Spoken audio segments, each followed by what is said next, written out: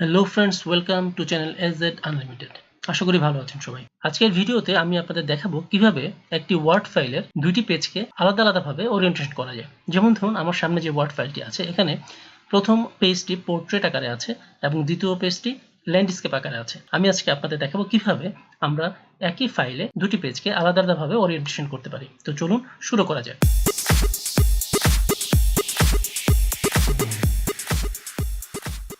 তো নতুন একটি ফাইল নিয়ে আমি শুরু করছি। আমি এখান থেকে একটি নতুন ফাইল নিচ্ছি, নিউ ক্রিয়েট। তো এখন আমার সামনে যে পেজটি আছে, এখানে একটি পেজ আছে এবং এটির ওরিয়েন্টেশন হচ্ছে পোর্ট্রেট আকারে।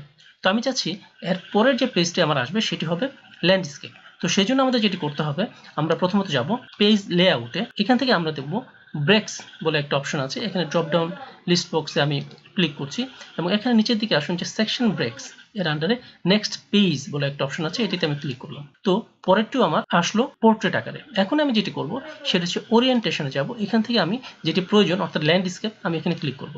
তো দেখুন সাথে সাথে আমার একটি ল্যান্ডস্কেপ হয়ে গেল। তো এভাবে আমরা খুব সহজেই পোর্ট্রেট এবং ল্যান্ডস্কেপ একই সাথে একই ফাইলে করতে পারি। এখন যদি আমার প্রয়োজন হয় যে আমি আবার নেক্সট পেজটি আমার পোর্ট্রেট আকার হবে, সেক্ষেত্রে আমি কি করব, সেক্ষেত্রে আবার আমাকে যেতে হবে ব্রেকসে। এখান থেকে আমরা যাব নেক্সট পেজে এবং এখান থেকে তারপর আমরা যাব ওরিয়েন্টেশন এবং তারপর আমার দরকার পোর্ট্রেট। আমি পোর্ট্রেট সিলেক্ট করলাম। দেখুন পরবর্তী পেজটি পোর্ট্রেট আকারে হয়ে গেছে।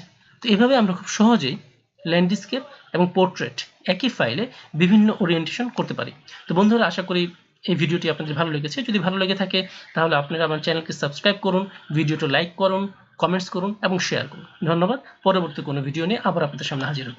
ততক্ষণ পর্যন্ত ভালো থাকুন। Thank you very much.